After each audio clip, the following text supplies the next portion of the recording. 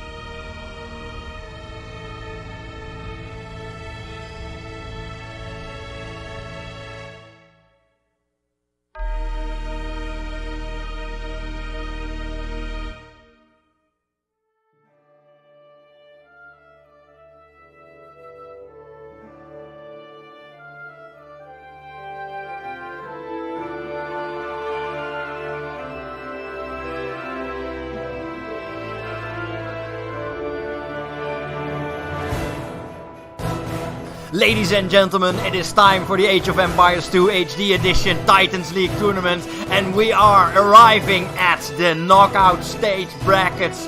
Oh my god, the hype is real. We've had a little break from the Christmas festivities, but now we come out blasting with the first games. The left bracket is the first bracket that we will see, and of course Sunday we will see the right side of the bracket. And there are some epic matches up. So let us move to the matchup screen and promptly remove the music from the stream. There we go. I think I refreshed the matchup screen. Yes, I did. Oh my god, ladies and gentlemen, welcome. I am so happy that we've made it this far, that the tournament is finally at the stage that's to me the most exciting. The knockout stages. We've had the group stages, and yes, we have had some exciting games, but all the wins and all the win-loss ratios you've had so far, they don't matter anymore. If you lose one game, you're out. It's top of the bill games every time, and it's so unforgiving, and that's what I like about it. Let's keep hydrated. Also very important. So we will start off this day with Ickonic versus Stroud. Ickonic, the undisputable winner of the Dark Age group, dominant as he is. Will he be as dominant in this left bracket? We will have to see. Stroud did just get out of the Castle Age group and has to face maybe the most difficult opponent of the entire tournament. So can he maybe make for that first true upset? Well, there were some minor upsets, I think, in the tournament, but for the brackets to start off like that would be amazing, wouldn't it? We have to see. After that, we will see Lord Saius versus Whoppersnort, two players that are, in my view, pretty close when it comes to skill level. And of course, Lord Saius should have been the first place player here when that he got a penalty for not handing in one game, and Whoppersnort was also very close to getting higher than a third place. So both players, in my opinion, not really on the seat where they could have been. So that's really interesting to me. Then we will go to a short break, and then Koekenbakker versus Banana Bread. Koekenbakker, a very dominant Castle Age with people that were very clearly out of his league, with all due respect.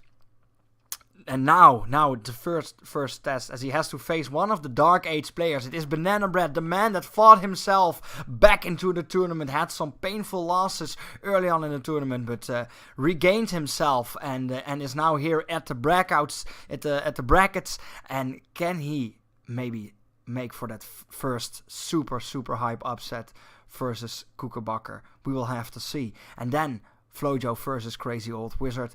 Flojo lost one game only to the Fate, and then came out strong against the other people. And Crazy Old Wizard is the person that also didn't hand in the game. It was the game with Lord Saius, and he also got degraded. Could have been second place.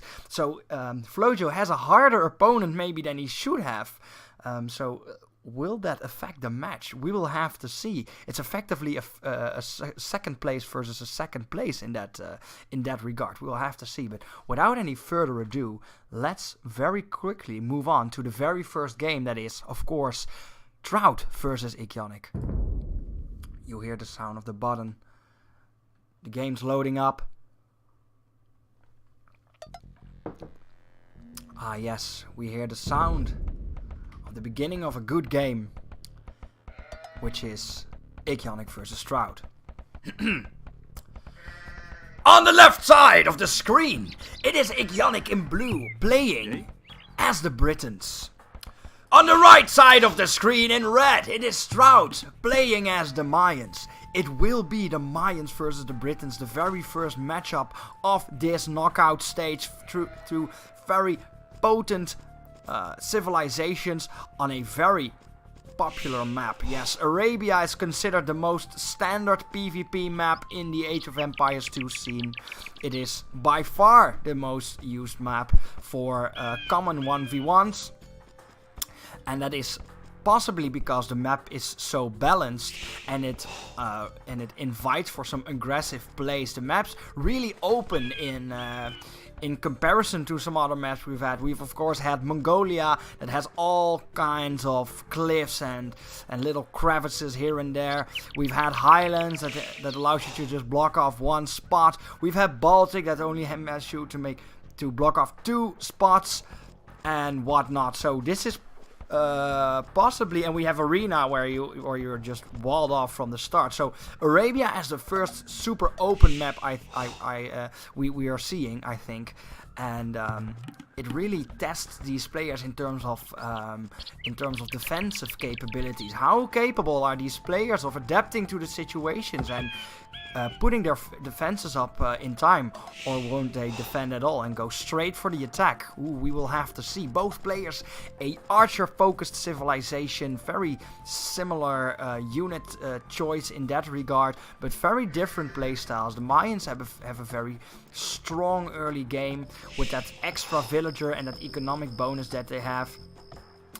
And when they ramp up, they can mass archer it with the Plumed Archer. A super fast, super cheap archer that can be used in multiple ways, but the Mayans often use their numbers to their advantage. On the other side, we have the Britons.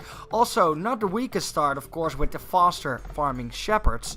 But the Longbow Archer, of course, a very feared unit, is way more expensive than the Plumed Archer, but their range is so scary, and that's what makes them so good. But the numbers of the Britons are, in that regard, when going mass archer, much lower than the Mayans. So it's numbers versus quality here. Super interesting matchup, if you ask me. And to no, I'm getting emailed. That's also nice.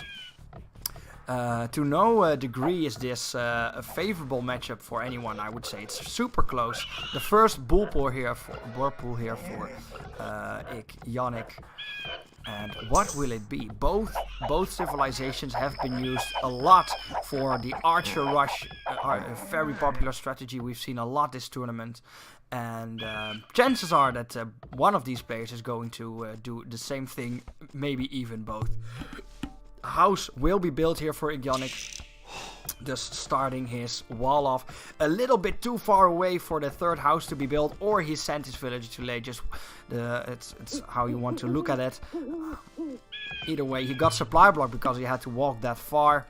Nothing too much to worry about. However, Trout has not started his house yet. That means that he is behind already. Let's say 2 villagers behind, just below 2 villagers behind. Regardless, I wanted to say very common distribution for both players. We see already a very steep distribution towards wood for Trout here, which could mean a lot of things. Trout is not building his houses defensively, and that's something you can get punished for really hard on a map like Arabia. So we will have to see. Of course, the octofinals and the quarterfinals will be both played on the Arabian map. So we will have 2 rounds, if you will, on this map. And then we will, of course, go to the best of 3 stage, where there is a map cycle. And Arabia has the 3rd map in that cycle. So first 2 new maps. And if there is a 1-1 situation, we will battle it out and decide the winner on the Arabia map, the standard map. I thought that would be fitting. So a lot of Arabia from now on, a map that has been asked a lot since the tournament started, because, as I said before, Arabia is by far the most popular and common map in a 1v1 matchup. And people were surprised that there was no Arabia in sight for such a long time. But that's because it was not in the map pool for the group stages. But it is now for the knockout stages, quite a lot even. So a lot of Arabia now, where the true skills are tested. Second lumber camp for the best efficiency there for Yannick.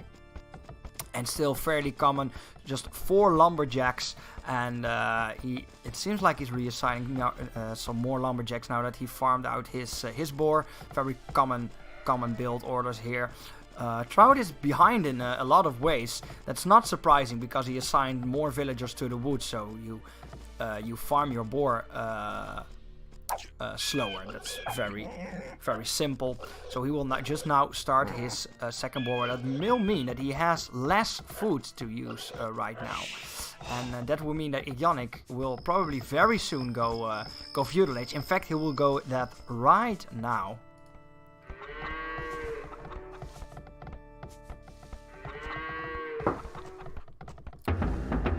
A barracks will be built in that Feudal Age transition for Ickonic, and that indicates that Ickonic is probably looking for some aggression early on. If you're not planning on going aggressively and you really want that fast castle, you sometimes skip on that barracks so you save the wood, so you can instantly build that marketplace and blacksmith, but he's nowhere near the resources. He even didn't start his gold mining yet. He just started building a mining camp, so it does look like that Britain Archer Rush is coming up for Ickonic. Trout's live. On the other side, Trout has also clicked up to the Feudal Age, so pretty close in timings there. Although he is already close to 150 points behind.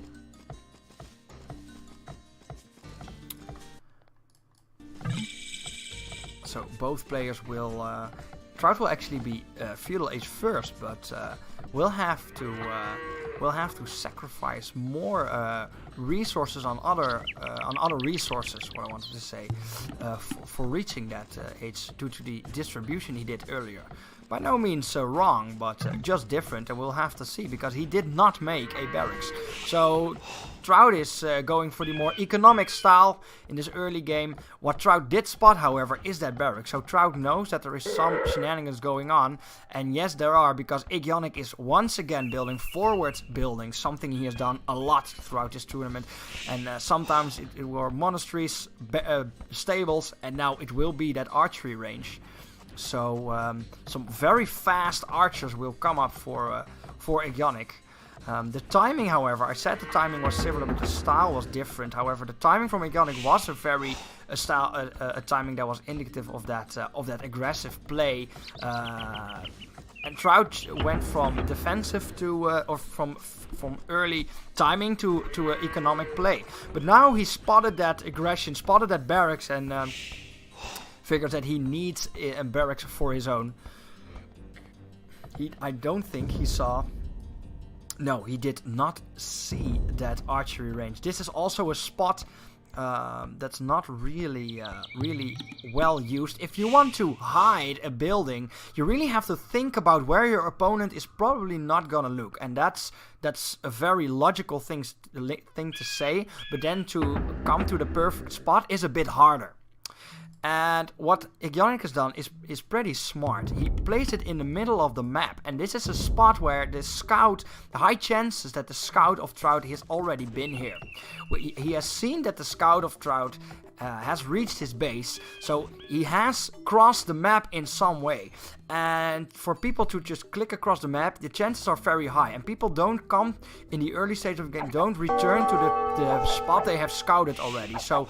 So predicting where your opponent has scouted and exactly placing your building there is oftentimes more lucrative than placing it somewhere, somewhere in a corner where you think he never scouted before, because he will probably go there. Oh, Ickonic is probably doing some other things and lost vision, lost control there of his archers for a little bit, so we'll completely lose that timing. That's a shame. He did force his opponent, however, to get to Town Bell early on, so he did deny a little bit of resources, but certainly not something you want so early on.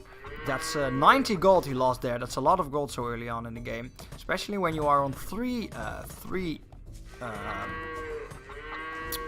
villagers on gold, which means you can sustain that archer range, but there's not much else you can really do. Here we can see just 30 gold, and every time he gets a new archer, he's now supply blocked even. So Ickonic figures that is not the route to go if he wants to do some damage to his opponent, so walks all the way around here, will find that gold spot for his opponent and starts the harassment. Now, Interestingly enough, Trout will go for the Spearman, and yes, they will deal with the Scout, but after that, Archers of course do extra damage versus Spearman, so it's a bit of an awkward unit here, and it's really a matter of building that archery range and possibly some skirmishers now for Trout. It will be a very cost-effective unit, and he has 3 units that get hard countered by the only unit that Yannick is building, so he will be very happy about that, seeing his opponent not really responding correctly to that situation. And we see that on minute 16 Trout is in a peril already, and that Yannick is continuing to show that dominance here in this tournament. I think this is a result that many of us expected. As I said, Yannick has been very dominant, and Trout has been struggling in one of the weaker groups of this tournament. So to predict the outcome of this match and the flow of this match was not maybe the hardest one. Now here the archery range comes, so that's a nice adaptation there from Trout, and if he can manage to get rid of these archers, then the damage has been done, but not all is lost, I would say. He's only 400 points behind. We've seen way worse, and Trout has also seen worse in that regard. So let's see if he can actually react to that, because although Yannick has been dominant, we've also seen that he has weaknesses. We've seen him being attacked and not really knowing how to react to that. We've seen him being attacked by Banana Bread, and Yannick really caught off guard by that. Now Trout decides to bell his entire village, so it seems. Oh no, he's building archers. He's not even building skirmishers. So it seems Trout doesn't really know how to deal with this early aggression. Now Trout tries to get rid of the villagers with the archers with the villagers. Now the villagers do have looms, so they are pretty tanky versus the archer that does have the +1 damage deflection upgrade. But that's now 7, what is it, 7, 8? 7 to 8 villagers are doing nothing. That's a lot. All the time they were walking, they didn't gather resources, and they're effectively just, well, dead for the matter of gathering resources. There are also idle villagers here, so economically Trout is behind by a long margin. He has 24 population, whilst his opponent is on 43, 44. And with a lot of villagers here in the town center, he effectively only has 4 to 5 villagers right now, so this is not looking good whatsoever. Now the militia come out. They have that one pierce armor, so that's a little bit better, but slowly but surely this game is starting to be a massacre. And now the skirmishers come down with the 3 pierce armor, so that's a lot of armor versus that damage. Only 2 damage comes through every hit, and with the 30 health that does a lot of damage. You can easily 2v1 the archer here. Oh, not if you get out microed. But still, that was a good trade-off for Trout there. But lost a lot, and Yannick will reach that castle age in minute 21. That's a very good castle age.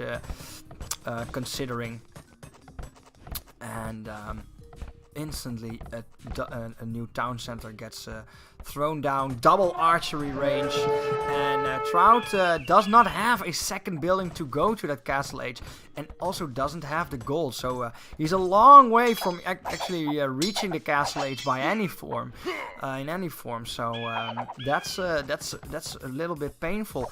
And now the crossbow archers come out, the extra range, because of course they are the British crossbows, and maybe he's even researching Bodkin arrow. That's also a common thing to see. Maybe he has a lot of food, and if he gets the gold, he can certainly get that. And +2 damage British crossbows are impossible to deal with in the situation where Trout is in right now. Even skirmishers can't really deal with that anymore, because there's a lot of damage coming through, and they get, by a group of crossbows this strong, they just get one shot and even outranged, so it's a problem.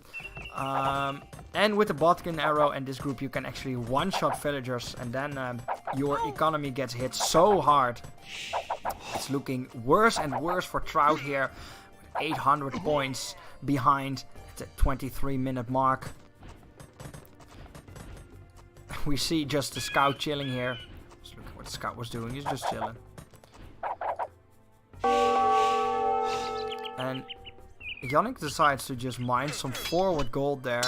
And also tries to deny the vision of Trout entirely by killing that Eagle Warrior. Eagle Warrior just have a lot of pierce armor, but do not have a lot of melee armor, so you can deal with them with villagers. And that's a siege workshop, so slowly but steadily Yannick consolidates his power here in this matchup. A very strong performance, just a very standard British archer rush that's just executed pretty well. And we have seen that Yannick has no need of going back to the more basic strategies. We've seen him do a lot of funky stuff, so he's probably just keeping the other strategies for the more challenging players that he possibly has to face. The winner of the next match, as this game is probably going to Yannick, from what it looks like right now. And now, so these crossbow archers will find that gold spot, and the problem is that Trout cannot really leave his base in any way, shape or form, and that's an issue because he really needs that gold to reach that, well, maybe he is gone castle age, but, well, the units that you want to make in that castle age all cost gold, and, well, that's not gonna happen right now. He has full dominance of that gold spot.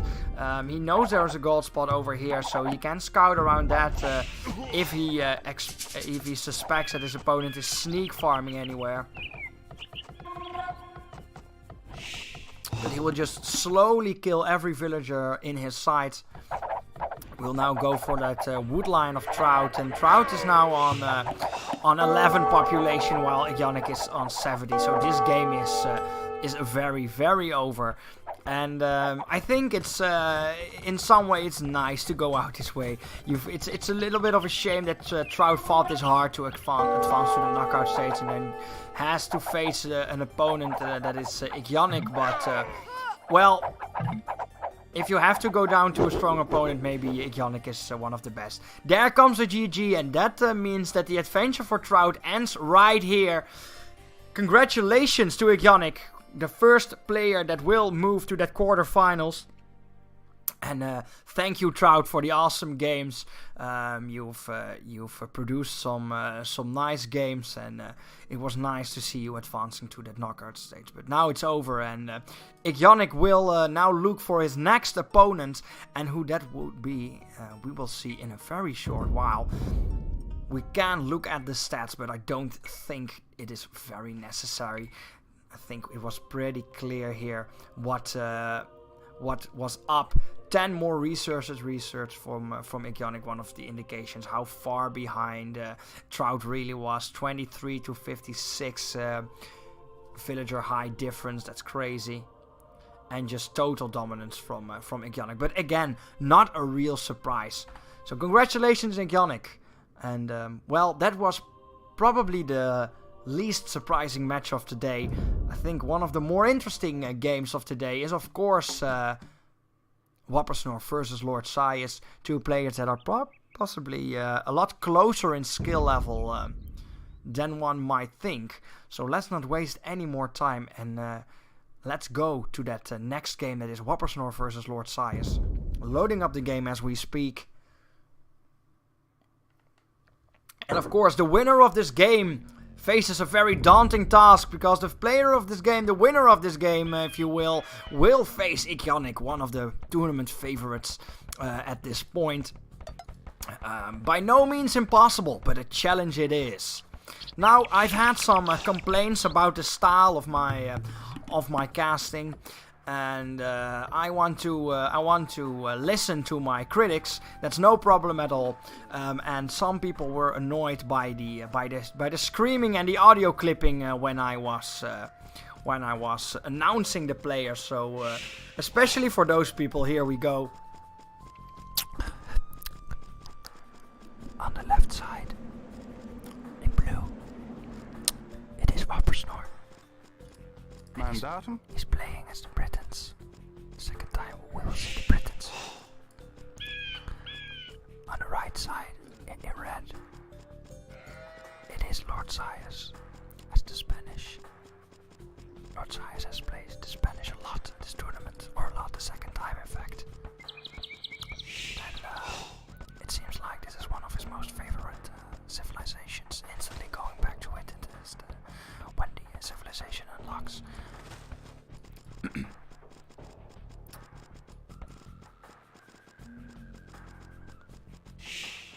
As I was saying, the Spanish is possibly one of the most favorite civilizations of Lord Saius. Again, the Britons, seems they are a very popular civilization here on that Arabian map. To no surprise, because that Archer Rush is so potent, because it's so hard to wall off your entire map in time, your entire side of the map, if you will. And the Spanish, well, when they reach that spot where they can fend off that Archer Rush, and they can get to that Castle Age fast and produce the Conquistador, that's when trouble really starts for the British, because Conquistador are particularly strong against archers.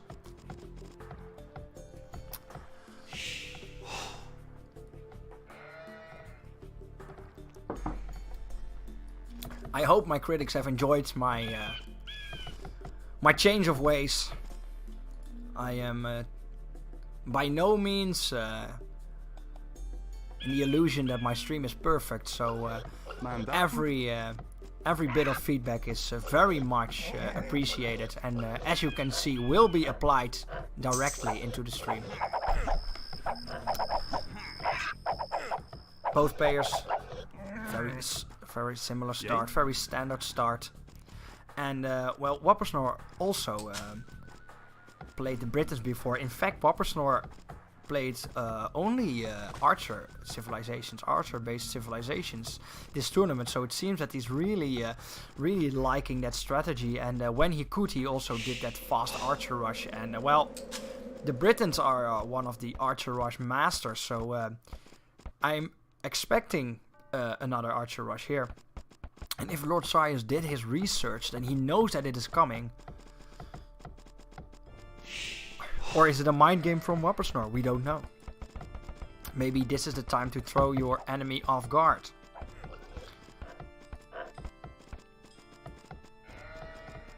There the next villager will go. Will he build a farm, or will he start going for that wall off? As I said, you really need to finish up that wall off. And, well, I would say that Lord Saius has a monster of a map generation in that regard, because look at this gap. Oh my god, he has to completely wall off this gap. Yes, he can also start walling it off here, I guess, but that's so far away, and sometimes that's just impossible to defend. So he really has to choose between the range of not the range, but the length of his wall rather, or the distance that the walls are in between.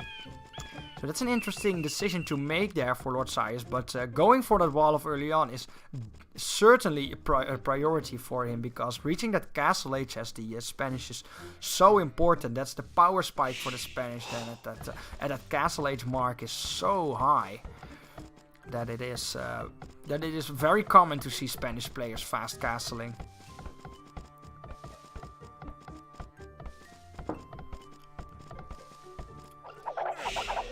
For people who just tuned in, welcome back. We've of course had a little break with the Christmas festivities, but we're right back, and the Sunday stream will be as normal, 7 o'clock, and we'll see the right side of the bracket. And then just on New Year's Day, the 1st of January 2019, we will see the quarterfinals. So that's very close actually. That's this Tuesday. So the days between this 8th finals and the quarterfinals of the left bracket are very close. So the matchups that will be produced out of this 8th finals, so we won't have to wait much longer for them to unfold. So that's nice news. We've had to wait a little bit longer for these matchups, but we will be rewarded with a shorter break in between the octofinals and the quarterfinals. we are reaching the 9-minute mark, and Whoppersnore already clicked up. So that is just screaming early aggression, if you ask me. And the very sad thing for Lord Saiz is that he is in no way, shape or form preparing for a defense or any sort of aggression. Now, Lord Saiz has been in a pool with very, well, more passive players, I would say, and he mostly brought the aggression in the game. I don't think he ever got really attacked in his base. I don't think that really happened. So this will be the first time that he will be the aggressed, if you will. Now, Whoppersnore did a bit of learning. Last game versus the Fate, he lost 1,000 villagers to Wolf. So now he's done with all that and will send 2 villagers. The unfortunate thing for him is that the scout of Lord Saiz will spot these villagers. Now the scout spotted the villagers, but did Lord Saiz spot them? That's the question. He walked right past them, and it doesn't seem like Lord Saiz is reacting in any sort of way. So maybe Whoppersnore is lucky with that. Now, how close is Whoppersnore going to go? Oh, he doesn't want to get spotted. There are two opportunities for Lord Saiz to see this coming. Will he be able to see them? That's the question. He does see that his opponent is Feudal Age before that 11-minute mark, and you can bet your ass that people are cooking up some shenanigans. There the Feudal Age is coming for Whoppersnore, but he doesn't have the wood. And it was maybe a little bit too enthusiastic there.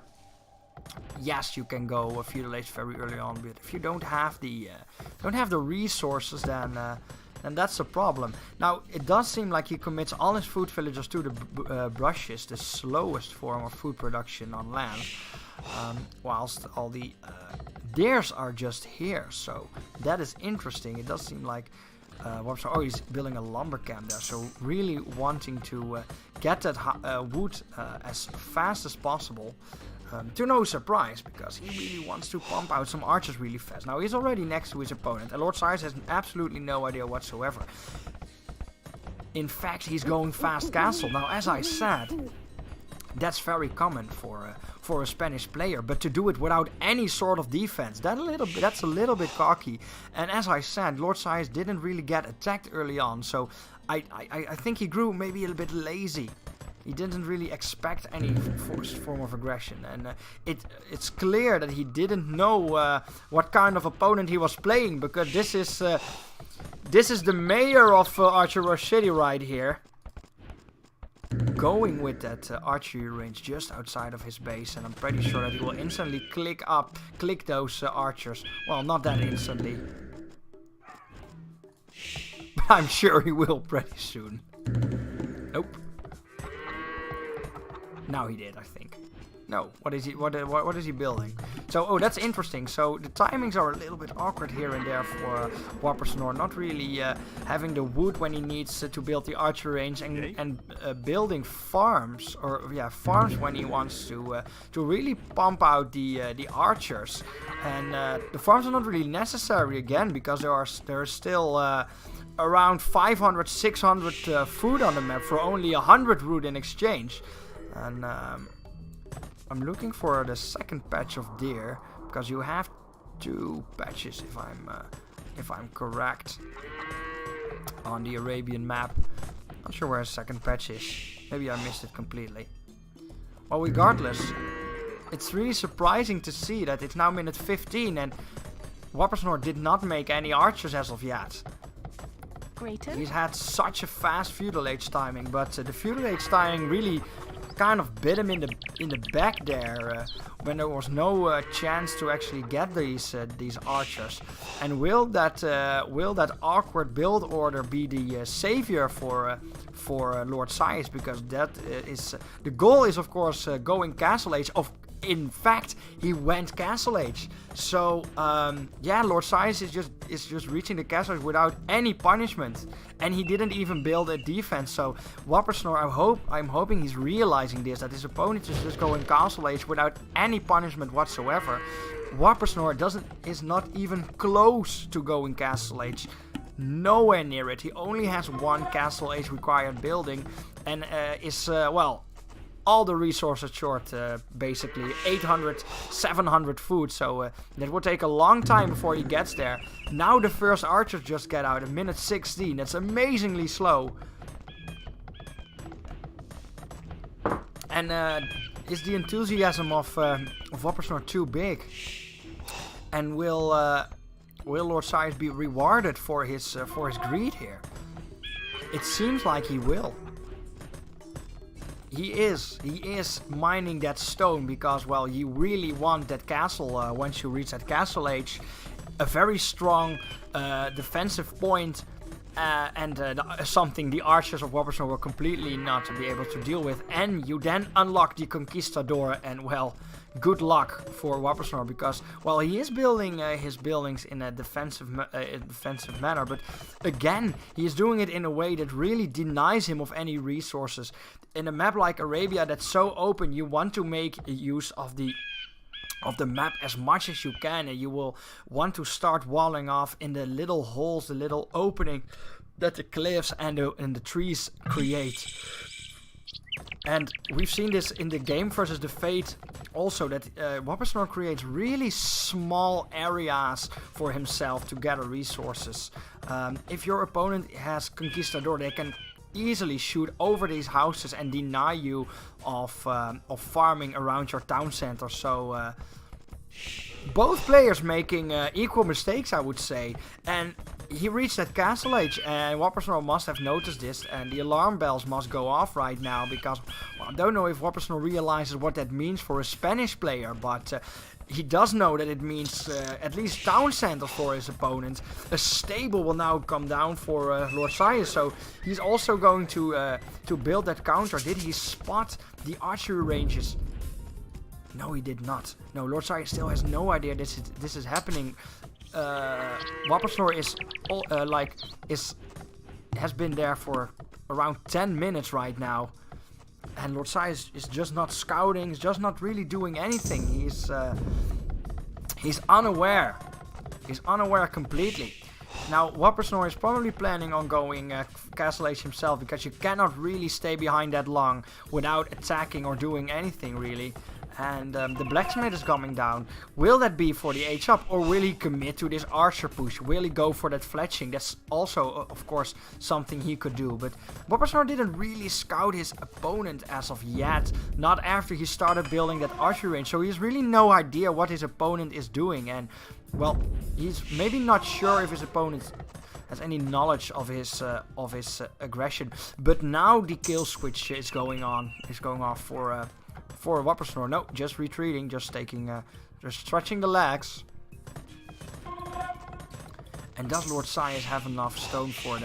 No, he is not close to getting that Castle Age stone, so that won't be the case. He did build a second town center, however, so he has that economic advantage. And now it is really up to Woppersnor. He went, of course, for that fletching, committing to this aggression. And if he can do the damage here, then it's going to be a really hard game for Lord Saius. But it does seem like he will retreat. No, he changes his mind, does not bell his entire village. Probably a wise idea. No, he changed his mind again. But here the knight comes down. He does not have an upgrade, despite having that blacksmith, despite having the resources. That upgrade could help him a lot, because archers against +2 armor knights. That's an easy fight for a knight. Haha. But what will he do? It seems like Lord Saius is waiting for his knights to stack up and attack at once. Not a bad idea, but he should really get that armor upgrade when he's outnumbered like this, because, well, he has a lot of Feudal Age archers with the +1 damage, and look how much damage they do. They completely melt these knights. That's a lot of resources that Woppersnor is shooting down right there. He now has that +1 upgrade, but he really should have waited with that engagement. He really should have waited for that upgrade, because you're denying your own resources indirectly with that play. You're denying the effectivity of your own your armor, and all the damage he could have denied there is so important at this stage because he really needs these archers to die. He really needs these archers out of his camp in order to take advantage of that economic bonus with that town center. Because again, Whoppersnore is not Castle Age, and he didn't even click up to the Castle Age yet. So it's at least 3 minutes away from that Castle Age himself. Now take advantage of that hill, fight the archers up the hill, deny them the damage, 25% less damage when you're uphill, so, and it now seems like he does, and then the archers don't really fight well against the knights, but Whoppersnore just keeps on making archers a very weak unit actually versus the knight, but Lord Saius is just not really reacting to this correctly.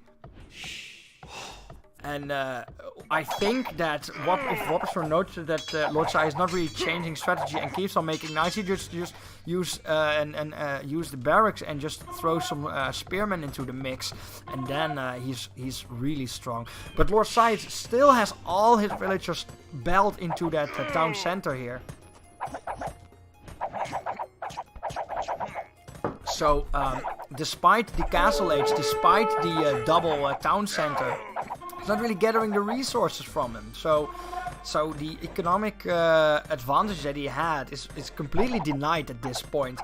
Now the archers are standing uphill, shooting down, +2 damage upgrade, and still no +2 knights for Lord Saius. So they will certainly die, and they will certainly not get rid of the knights. And look at that, Lord Saius is not micromanaging these, Whoppersnore wasn't really micromanaging there. Could have picked off that knight, but didn't, and loses a lot of archers because of it. That was really unnecessary, but that's really nice news for Lord Saius. And if he now keeps on making... look at that. So he's probably... Yes, he's throwing the spearmen in the fray to counter the knights. Some pathing issues there for the knights. But that's a lot of gold that Whoppersnore lost there. But he did click up to that Castle Age and will reach that around 2 minutes now. Around minute 29 is when he will reach that Castle Age. And spearmen are not that strong. You really need pikemen because you don't really have armor. And knights do a lot of damage, so they can be 1v1 actually, but a lot of spearmen will certainly do the trick. Throw some +1 archers in there, and that's an issue. Now, yes, Lord Saius really needs to start farming his resources again, and he needs to make that wall off. Yes, he's doing all these things so late. It's actually not even a wall off; it's a tower. Now, a tower can be nice, but that's a lot of resources invested in something that's not really that useful right now. The tower is a stationary defensive building, and you can just simply walk around it. This is not the only place in Lord Saius' building base where damage can be done. 8 to 9 spearmen there. Some archers still looking for that opening, still looking for the space where the most damage can be dealt. And yes, here he will reach the Castle Age just below the 29-minute mark, and that will mean that the crossbow upgrade will be available for Whoppersnore. Will he go for the crossbow upgrade? Will he go for the pikeman upgrade? That makes life really hard for Lord Saius. He did in all this time collect the stone, but he did not make a castle out of it. FFS, does he say. He really doesn't like getting attacked. And as I said before, he's not really used to getting attacked. This is the first time that the aggression is brought to his own doorstep. And it's looking like he's struggling with it a little bit. Yes, there the crossbow upgrades come through. And for the second time in this knockout stage, we see the Britain crossbow.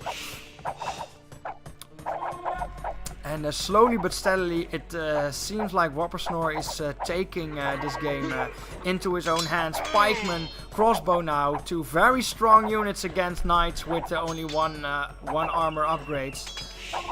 Just one shot and that knight is down. And you really can't let your knights walk into that pikeman because that's down. And the GG will come down for Lord Saius. He's giving up. He's calling it.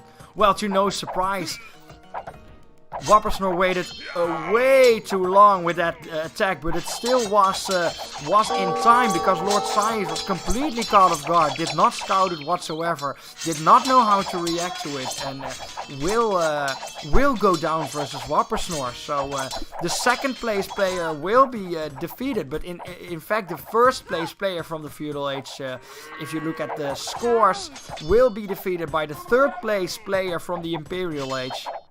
That is Wappersnor. Now the GG has been called, but Lord Saius did not resign as of yet, and is still playing. You see him control his unit, so maybe he changed his mind when he said it. He realized when he pushes that resign button, the tournament is over for him, and that would be a shame, because we have seen some very nice games from Lord Saius. We've seen some very nice play, and I don't think he was expecting to go out in that Octo Finals already. But as I said in the previous game also, +2 crossbowmen versus skirmishers. The skirmishers are not so much of a counter anymore. They do a lot of damage to these units. And, well, even belling your units here won't really do too much. Lord Saius is saying he's too drunk to play this. Well, then you shouldn't probably play your Octo Final game. That is probably not a very nice timing, so that's a little bit unfortunate, but I don't think that really devalues the victory here for Wappersnor. I think that he played that really well. The thing to take away from this game definitely is the timing in which it all happened. The Feudal Age timing was off, the aggressive timing was off. And of course the building placement, it's just not good, simply not good. That's more than 5 villagers on gold. More than 5 villagers on gold. And now the battering rams are coming through. Now that's something that Lord Saius can definitely not deal with. Now, not sure why it hasn't resigned yet. There the castle comes down. As I said, a very pivotal moment in the Spanish game. And something that he should have probably done a long time ago that would have saved him from a lot of misery. Now, the castle will probably be finished, or will it? There are some crossbows standing here, and they will shoot the. Lord Saius didn't even make research loom. He didn't research loom after all that aggression. Look at that. That's how little reaction came out of the Spanish player here. And here Lord Saius didn't resign. He disconnected. He Alt F4'd this game, and it's over. Congratulations, Wappersnor, for reaching that quarterfinals, and you will face Ikyanik there. Both players won with the Britons, so they both cannot play the Britons. We'll have to see about that. And I'm sorry for you, Lord Saius. Your adventure ends here, but I'm very thankful for participating. I hope you had a blast, and maybe we will see you next time. Now that was the second game of today. And the last game of this first half of the stream. A very solid, standard archer rush from Wappersnor. Once again, that strategy helped him to victory. Now, will it help him versus Ikyanik? We will have to see. As we're going through the stats here, we see that the army was 28-6, so that's insane. Now look at that gold collection, 1200 gold. That's a lot of gold in that stage of the game. And we have seen a game that went to the 34th minute mark, and we have not seen a single conquistador, and that's really what you want when you're playing against a Spanish player. You want to bring the oppression so that he has no chance of getting to that strong point of the civilization. Once again, congratulations, Wappersnor. Good luck to you in the quarterfinals. And Lord Saius, till we meet again. Now, as I said, we will go to a very short break. It will be a 10-minute break. Just over 8 o'clock, we will return with the next 2 games of this Octo Final on the left bracket. And we will start with Koekenbakker versus Banana Bread. And then Flojo versus Crazy Old Wizard. So get yourself a drink. Get some rest, and then in let's say 10 minutes we will return with the other 2 games of this Octo Finals. See you in a bit, guys.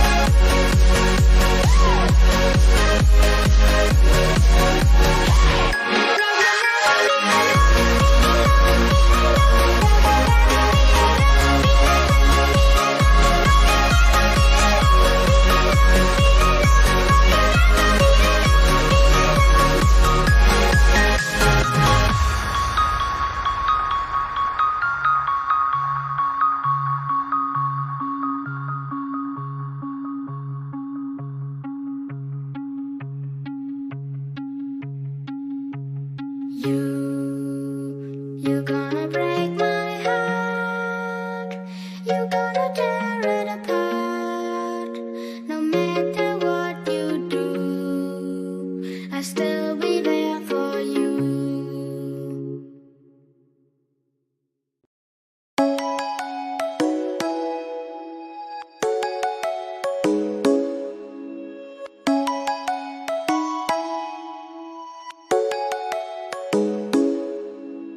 Come and fly away with me.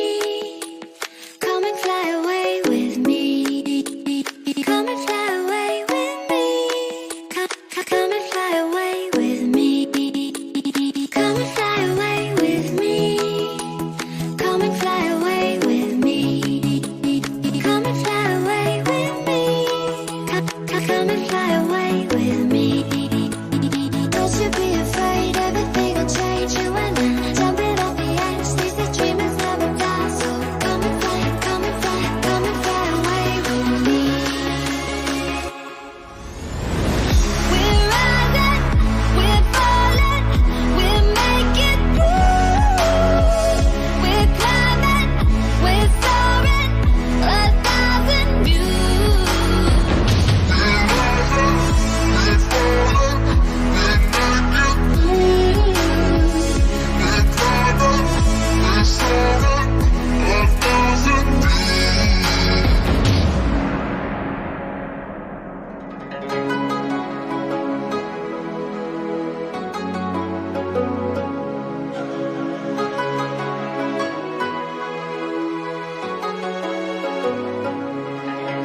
Somewhere by the emerald sea, where the moon and water meet. Somewhere close to harmony, when the world is sound asleep. Something's gonna bring the change, journeys we are meant to take. Something at the edge of space, calling us to fly away. Don't you be afraid, everything will change. You and I, jumping off the edge. They say dreamers never die. So come and fly, come and fly, come and fly away with me. We're rising, we're falling, we're making through. We're climbing, we're soaring, 1,000 views. We're rising, we're falling, we're making through. We're climbing, we're soaring, 1,000 views. Come and fly away, come and fly away, come and fly away with me. Come and fly away, come and fly away, come and fly away with me. Something's gonna bring the change, journeys we are meant to take. Something at the edge of space, calling us to fly away.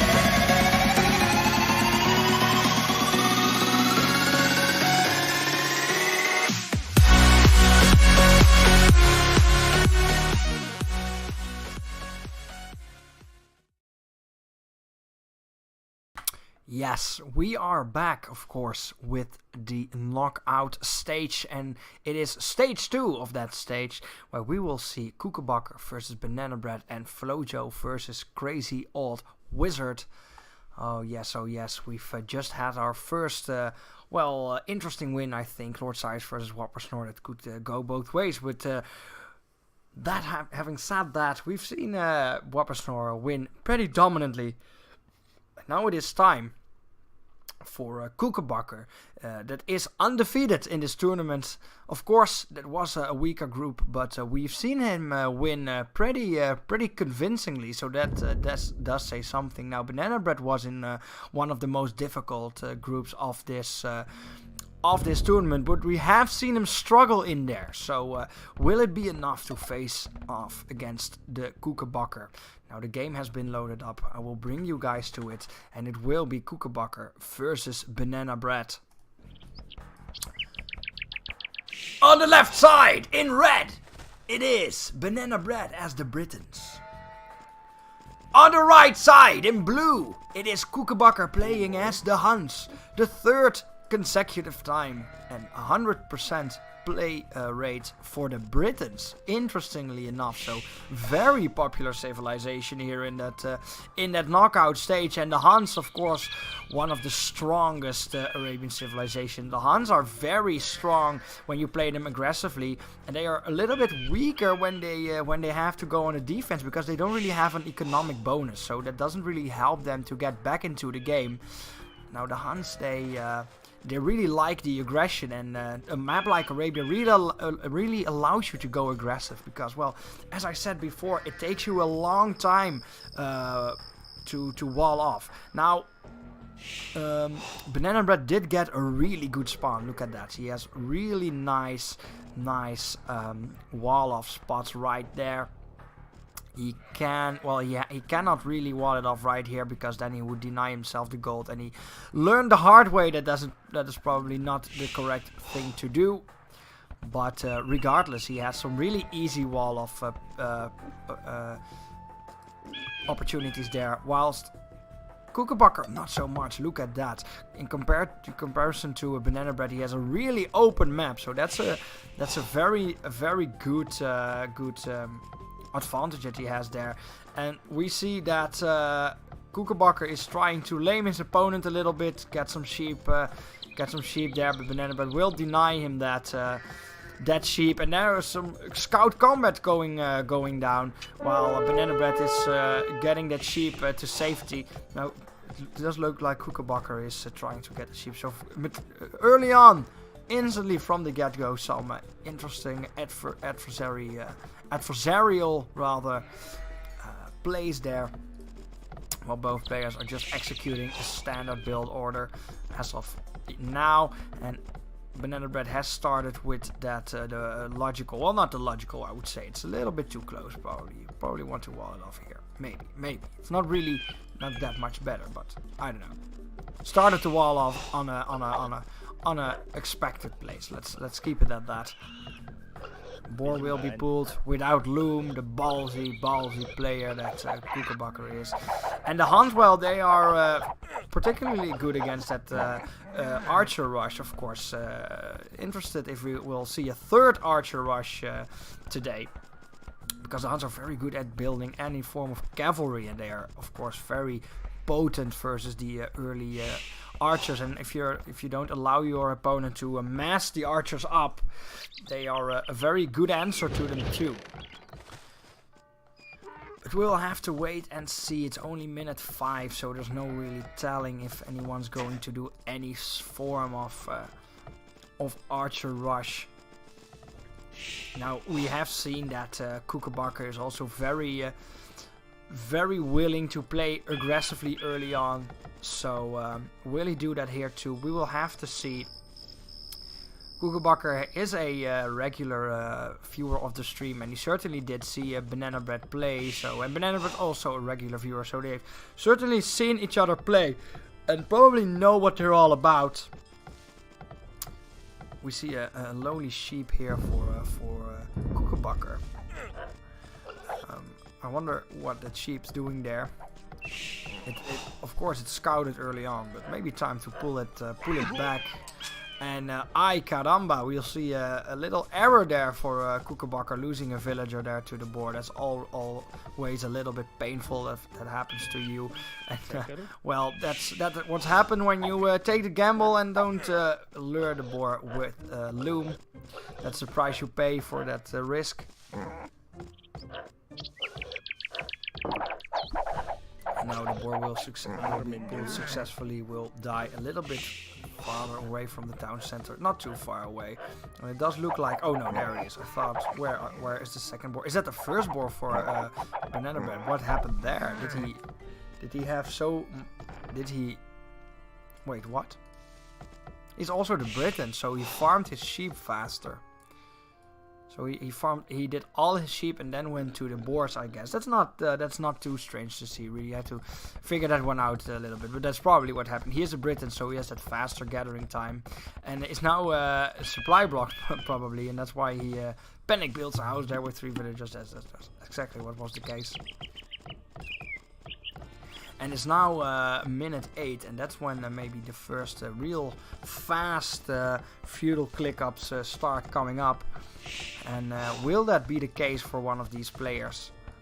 They are both aggressively minded, so possibly, very possibly so. And as I said before, Arabia is a map that really allows for that aggressive play. Really, the player who takes the initiative here has a real advantage. And what we've seen this tournament time and time again is that the player who takes the initiative and attacks first wins. It's not 100% true anymore, but I would certainly say 90% of the time it was true. So, will it be the case here? We will have to wait and see.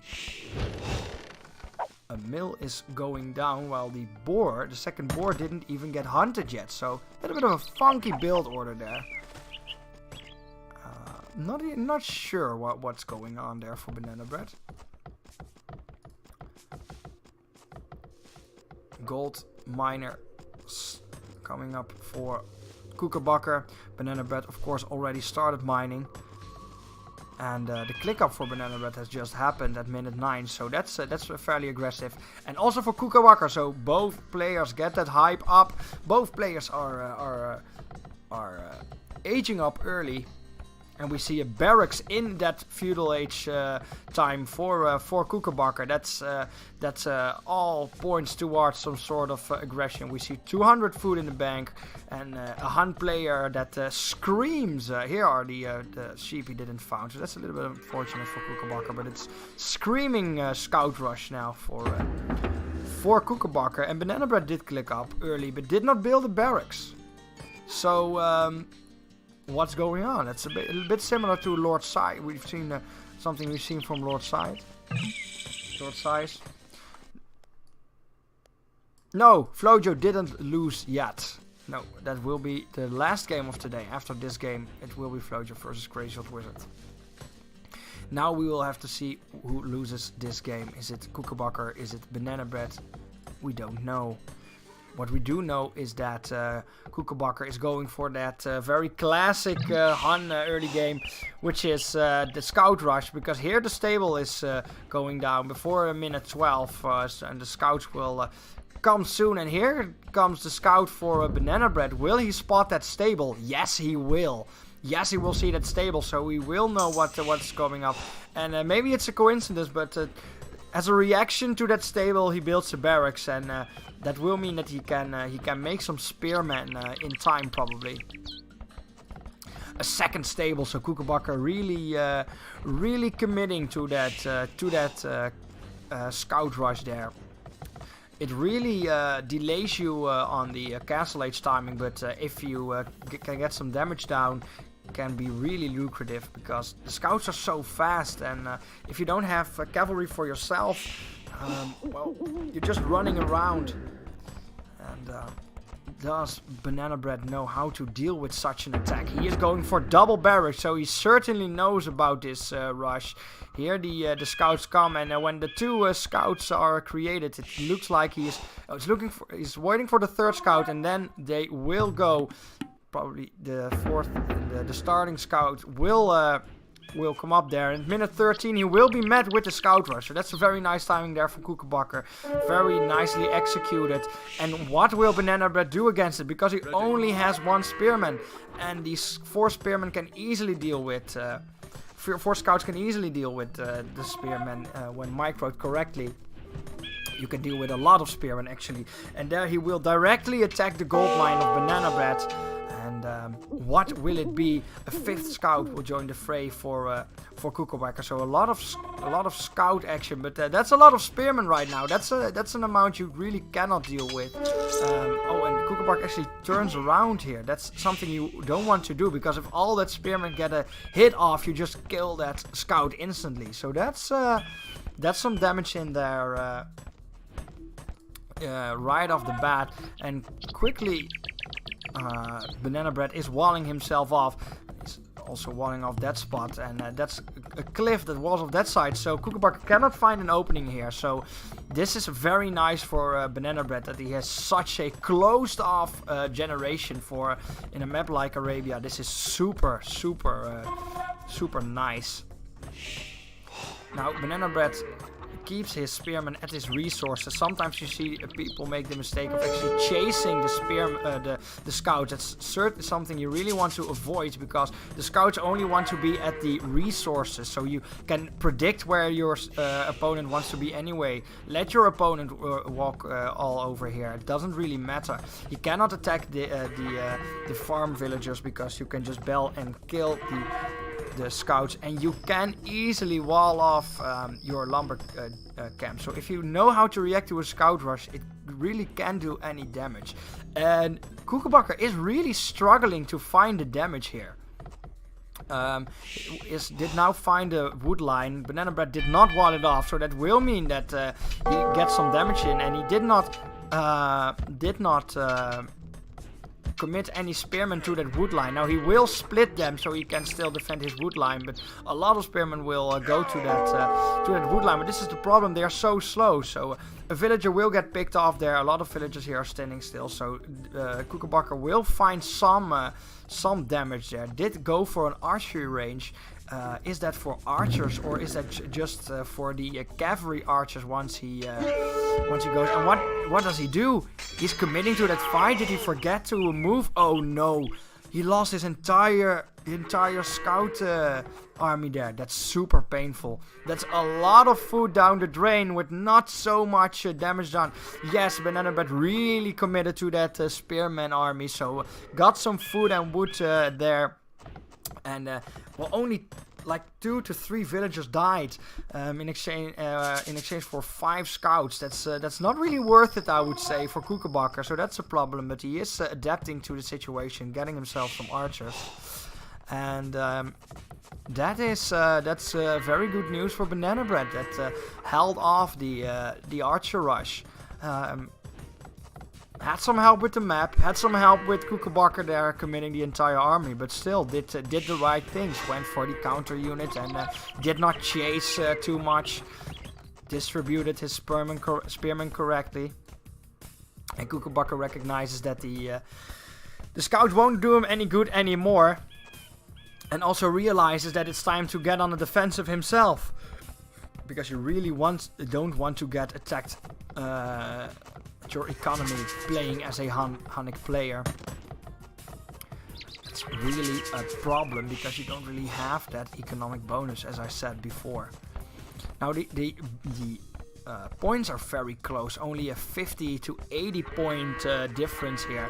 And Banana Bread is going for a arsenal and a market because he does not have the buildings for a castle age, and will probably click up very soon, if not already. Yes, so we will see a castle timing of 20 minutes there for Banana Bread, and that's faster than his attacking opponent. So that's a very good indicator that the attack for Kookaburra didn't really go as planned. He's just 170 gold behind for a Castle Age, and really needs to hurry up now. He's now going for that blacksmith. Already has the required buildings for that Castle Age, but is in a little bit of a pickle now. Banana Bread's still trying to scout, see what's up, and it does seem like Kookaburra is not really interested in any spying there. Only 3 gold miners though. And Kookaburra's also going for a market for some reason, so he's maybe a little bit off balance there, because the market is not required for a Castle Age timing, and well, unless he wants to use it to sell resources for a faster Castle Age timing, which is maybe the case, I don't really see a reason. Yes, he just sold resources, so that's probably why he built it. But that's a lot of resources for that timing. So it does seem like Banana Bread is feeling the heat of the momentum that this player has gotten out of that defense, and really prioritizes that Castle Age timing, whilst Banana Bread is now completely walling off his own base. He is, while being in the Castle Age, 100 points behind, so that does mean that Kookaburra is just a little bit... Oh, he wasn't. I thought he already was. I stand corrected. No, they're very close. They're still very close. And now, what will Kookaburra do? Because a late game Britain player, now that's very scary. Longbow archers are something you really want to avoid. And for the first time this tournament, Kookaburra is facing an opponent that can really answer his aggression. So it seems can really fend off that early aggression that in all the games just simply won Kookaburra the game, and now it didn't. And now we'll have to see if the first place player of the Castle Age can make it so that he can defend or maybe do a second more successful attack. Now the second town center will already go down for Banana Bread, so a double town center for Banana Bread way earlier than Kookaburra. That's still going for that Castle Age. Minute 24, that's super late. Expectable when you went for that scout rush, but a little bit painful considering the little amount of damage that it really did. So that's a little bit unfortunate there. And Banana Bread is going for knight, so not going for that archer, something that Kookaburra really expects. Look at that, he is going for the skirmishers. Did he scout? He did not see. Look at Kookaburra, he is completely convinced that the British player will go for the archers, but he did not see a single archery range, yet he is going for the skirmishers. And look at this, now we will draw the conclusion that it is knights that his opponent went for, and the knights have 2 pierce armor and skirmishers have 2 damage, so it would take you 1,000,000 years to kill the knights, and they don't have melee armor, so skirmishers get absolutely obliterated by knights. And that's a really huge mistake there from Kookaburra. They just assumed that the British player would go for the archers, and now the tables have turned. Look at Banana Bread just going for the kill here and trying to get the damage in, and instantly Banana Bread deals more damage to Kookaburra than Kookaburra could with his scout rush. He denies his opponent of any gold. There is no other place where Kookaburra is really gathering gold. And there are multiple knights for Banana Bread there.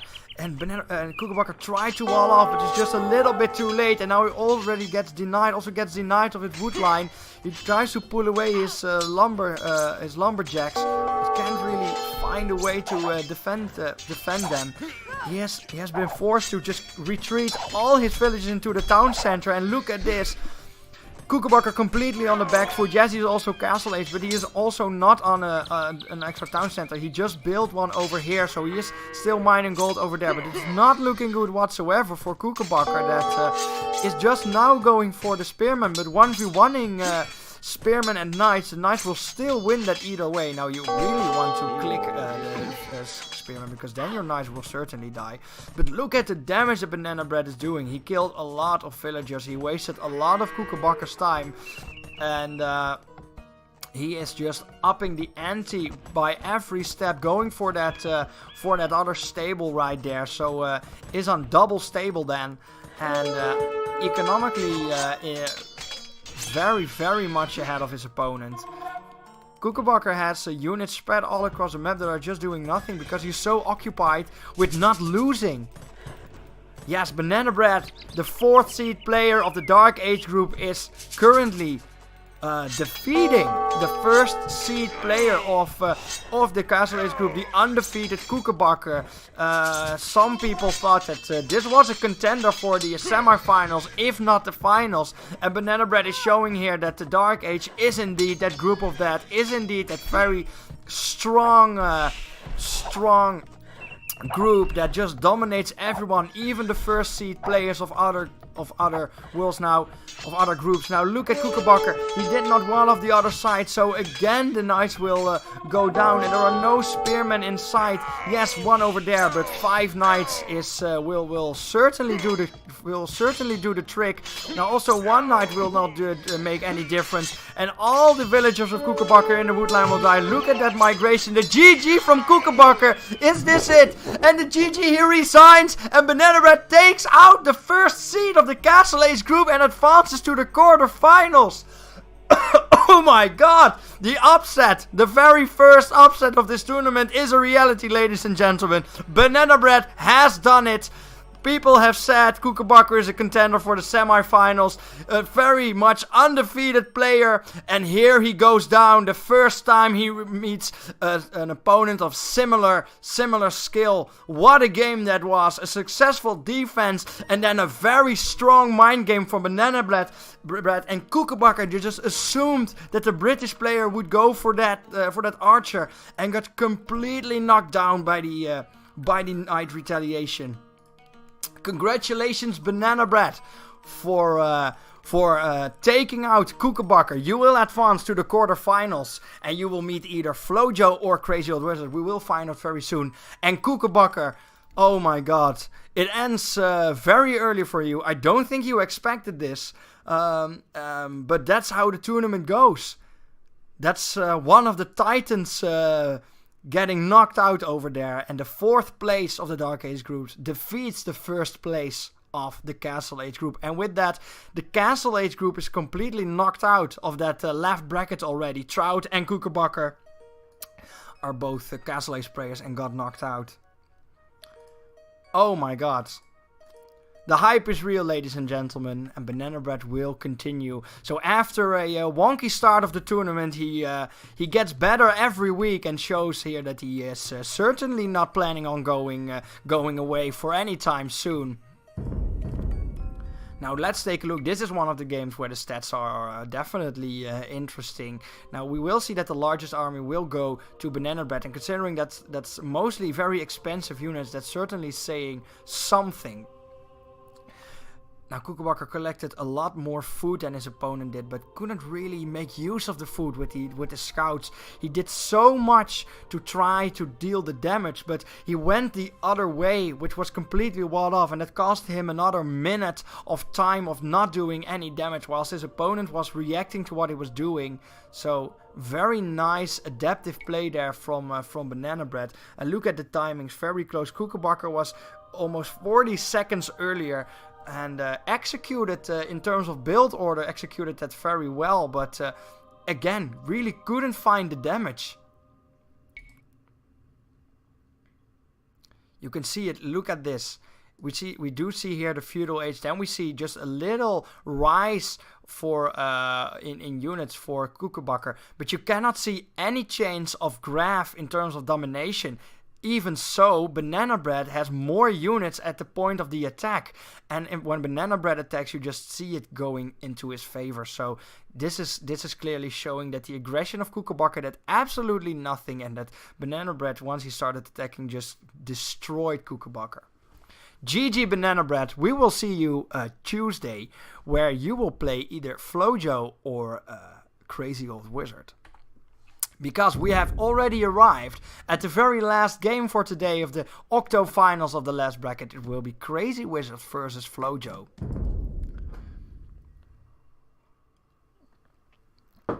Now, Flojo, of course, is the second place of the Imperial Age group, and only lost his game, a very close game versus the Fade. And Crazy Wizard should have been second place in his group, but got demoted because he not degraded. Well, maybe a little bit by anyone, but got demoted because he did not hand in a game and got a penalty for that. So it's basically two second place players facing off, the Feudal Age versus the Imperial Age group. The game has loaded up, and we will now enter the very last game of today, which will be Flojo versus Crazy Wizard. On the left side, in red, it is Crazy Wizard playing as the Koreans. On the right side, in blue, it is Flojo playing as the Aztecs. It will be the first game of the day where we won't see any Britain civilization, so that's a first. But we will see the Aztecs versus the Koreans. Now, the Aztecs are a very strong Arabian map-style civilization. Because they are early on, they are so strong. They create villagers, not villagers, military units faster. They get the free loom, which is very strong, and they have the super strong monks, so they have a lot of options to do a lot of aggressive strategies, whilst the Koreans, on a map like Arabia, are really known for only one thing, and that is tower rushing. Koreans aren't really good at anything else really, because the onagers, the super strong unit of the Koreans, is a little bit awkward on open maps because, well, you really need to up your micro scales in order to get the effectivity out of them, and that's really hard on a map like Arabia because your opponent has so many opportunities to move to all kinds of directions. So the Koreans, the Koreans are not really considered a strong civilization on a map like Arabia. Unless you, of course, do that so much loved tower rush strategy. Yes, the tower rush. The Medal of Honor in Age of Empires strategy. Is that what Crazy Wizard will do? Will he try to leave the 8th finals, go to the quarterfinals with a tower rush, or is it something else? Because the special unit of Koreans, the wagon, what's the word again? I forgot the cart. I forgot the word. The war wagon? I think it's the war wagon. When you're massing them up, they can be really hard to deal with. But that's a really far away because, well, they're very expensive and it's really hard to mess them up. And the Aztecs are interested in attacking very early on. And we also know that Flojo is one of the most aggressive players in this tournament, as one of the earliest aggression timers in the game. And the Aztecs are certainly a hint that such thing will happen.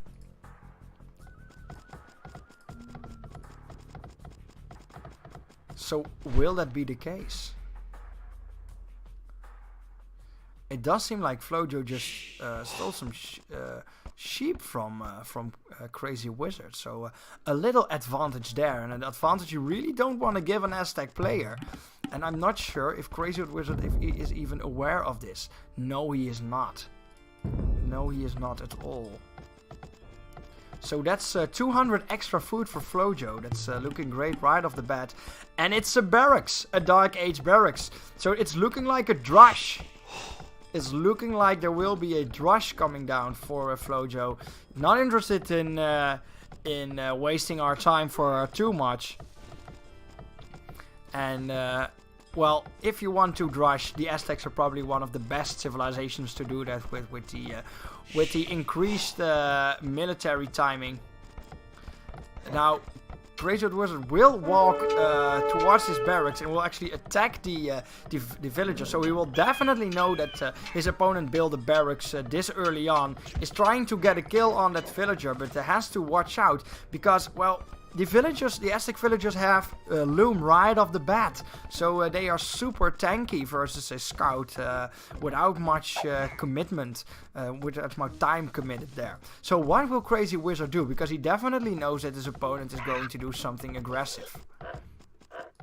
And again, if he did his homework, if he did some research, and he knows he is playing Flojo, and he knows he has that Flojo build a barracks, that's just a 1+1 right there.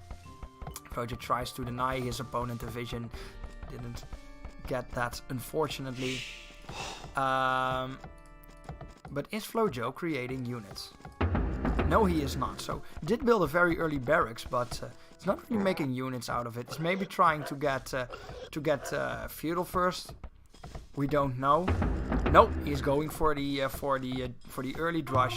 So before the 8-minute mark, he will have some units down, and when executed correctly, you can do a lot of damage to your opponent in that way.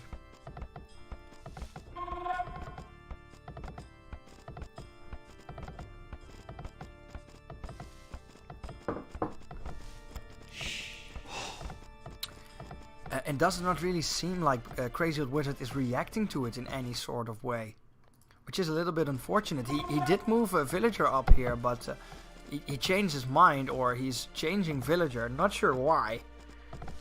No, he's just... Did he have his waypoint over there? I don't understand. Now there, the classic 3 militia units will come down, and I'm pretty sure the Eagle Scout will join them. And Flojo is now probably going to look for a spot to attack. He even didn't scout his opponent yet, so he's not even sure where he is. But he will find him very shortly, and will even find the farm. That could be a good contender to attack. But, well, didn't really pay attention there. But neither did Crazy Wizard. Could have sniped off that Eagle Scout, and that's a really huge problem for a Drush, because you really need that scout to help. And was also very annoying, because you need every spot, every point of health you can on the militia, because, well, militia are a combat unit, but they are not that much stronger than villagers. They're not that much stronger, so really needs to get rid of that wolf quickly. You don't really have melee armor. You have only 1 more damage. Actually, villagers have, for some reason, more melee armor with Loom than militia. Don't ask me how that's possible, but that's the case. And here the villagers go, and he's looking for an isolated villager. Oh, what?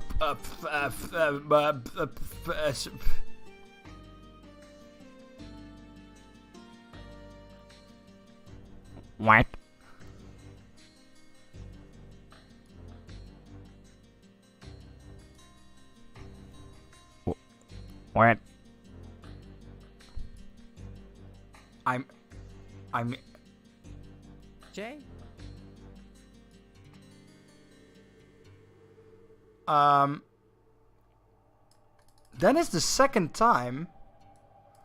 That is the second time that Crazy Old Wizard just instantly quits the game. For not really... Okay, well, that's a very short game. That was a little bit unexpected, if you ask me. Minute 10, as I said, Flojo has one of the earliest timings, and he will certainly, this game will join that book, and he will win the game at minute 10 as his enemy, his opponent, seemingly just all their force once he's seeing the militia. And look at that, he was mining zone, so it does seem like Crazy Wizard was looking for a tower rush, but he got aggressed even earlier. And yeah, that can happen, I guess. Well, that means that Flojo will go to the quarterfinals just like that, and will face off Banana Bread. That will mean that the Feudal Age and the Castle Age will be completely wiped out for that left bracket, and only the Dark and the Imperial Age remain. We'll have 2 Dark versus Imperial Age matchups Tuesday. No, I don't. This game wasn't over whatsoever. You could have easily retaliated, and then a Tower Rush could have definitely done the damage. It was by no way, shape, or form over.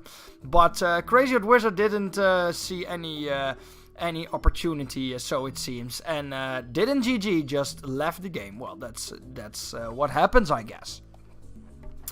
Congratulations to Flojo, and a little unfortunate turn of events for Crazy Wizard that started this tournament off very strong, but then didn't hand in his last game, which got him a penalty, and then just prematurely quit 2 games in a row. So that's a little bit unfortunate, but well, that's the story of Crazy Old Wizard.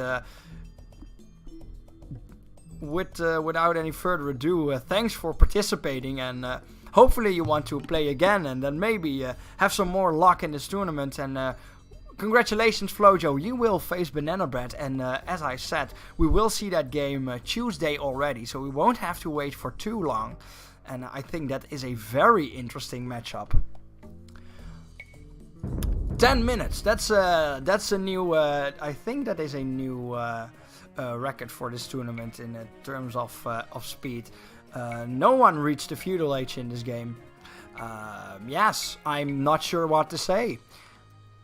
I'm just not sure what to say. That's what happens. And with that, we have already reached the end of the left bracket octofinals. Now, Sunday we will, of course, look at the right bracket, and then let me see if I can put up the bracket stage screen. Yes, there we go. First, we will see Henturio versus Toteldo, then Laser Raptor versus Nodori, The Fate versus Deef, and lastly Paper Stake versus B Swift. So I think some very interesting matches right there, some hype matches, and let's see if there are some more upsets in this tournament. I think the first definite upset for this tournament was Kookabakker versus Banana Bread. Will there be more victims? We will have to see. As I said, the Feudal and the Castle Age will be completely knocked out of the left side. Only the Dark Age and the Imperial Age remain. And let's see who is the more dominant group there. We will see that Tuesday.